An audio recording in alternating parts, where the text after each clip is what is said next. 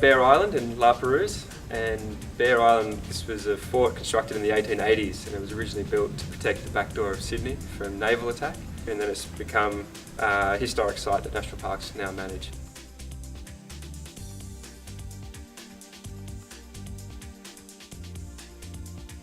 At Matraville Sports High School, school community partnerships are very important for us to show the community what we do. We have 37% Aboriginal enrolment at Matraville Sports High School, and we have strong family connections within the school and outside of the school. So a lot of them know more about this place than us, and we would expect that the parents, once they find out what's happening, also want to contribute to what's going on, and we've found that already. So. Being the vet coordinator of the school and plus the construction teacher, identify a need over the years that appropriate construction sites weren't available for our local students. I was approached by Adrian Rhodes from Sydney BEP, who came up with an idea of getting the local school involved in some construction works on park. And we actually met on Bear Island here and looked at a few projects and things that potentially could work for the school students. And because we got a lot of work on a lot of work that needs to be done, not a lot of time, not a lot of staff, it was sort of an opportunity for us to bring some things, to get some work done and actually potentially get some funding for it as well. And obviously helping out the school students along the way, giving them some work outside the classroom. Having an external partnership broker is very important because we're time poor in schools and we're also becoming increasingly resource poor, and so for us to have somebody to coordinate things like this means that it actually happens. So instead of it just being a good idea and a one-off, it can become embedded into what the school does regularly, and then it can grow. So Matraville Sports High School has an explicit school plan. In that school plan, engagement and improved student engagement is one of our big targets. So we're hoping that being able to come here and learn hands-on will lead to better engaged kids, which will lead to greater attendance at school and something that we can directly measure, especially in seniors. First task, as an assessment task in construction, they have to make a small project. So Possum Box is a relevant project that could be used. Our construction students will come here and learn hands-on. So that is a massive benefit to the school because the kids enjoy their learning. Restoring a historic cannon.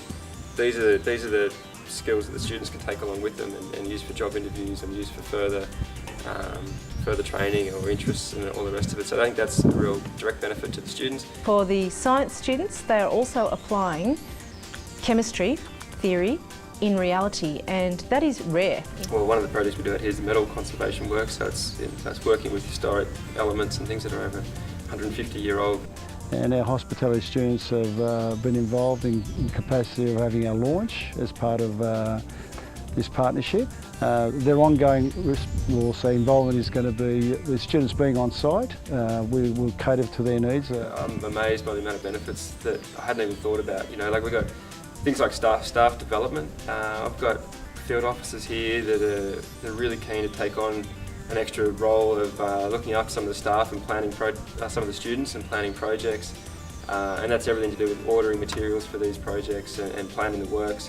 So it's a staff development thing for us. It's quite exciting to see mature, experienced teachers wanting to be approaching me as a coordinator of the school to get involved with the program. So that's bonding the staff, and it's making them really feel a sense of excitement about involving themselves in this program. This partnership benefits the local community because it is providing a resource for the improvement of this facility. So our students are having a direct role in restoring this historical site. And I firmly believe there's a lot of benefits, not only for Bear Island National Park, but also the school. I think there's a wonderful opportunity for all parties to get some benefit out of it. Well, there's no point doing this unless we're committed to making it sustainable. A one-off is fairly useless in the long run, so we are committed to sustaining this program. Well, I think the key to it becoming sustainable is the fact that we're not making up